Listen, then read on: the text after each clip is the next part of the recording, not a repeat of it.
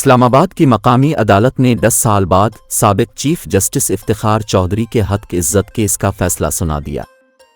अदालत ने साबिक चीफ जस्टिस इफ्तिखार चौधरी का बानी पीटीआई इमरान खान पर 20 अरब रुपए हर्जाने का दावा खारिज कर दिया। 2013 के इंतखाबात में धांधली के इल्ज़ामात पर जनवरी 2015 में इफ्तिखार चौधरी ने बानी पीटीआई के खिलाफ दावा दायर किया था। हक इज़्ज़त के दावे में कहा गया था कि बानी पीटीआई ने अदलिया के खिलाफ बेबुनियाद और मन घड़त इल्ज़ामात लगाए। अदालत का कहना है कि इफ्तिखार चौधरी के दावे के मुताबिक 27 जून 2014 के बयान में बानी पीटीआई ने तौहीन आमेज़ अल्फाज इस्तेमाल किए। हक इज़्ज़त का दावा 6 माह 24 दिन बाद 20 जनवरी 2015 को दायर हुआ, जबकि 2002 के कानून के मुताबिक 6 माह के अंदर दावा दायर करना ज़रूरी है और कानूनी तौर पर तौहीन आमेज़ बयान के 6 माह के दौरान दावा दायर नहीं हुआ।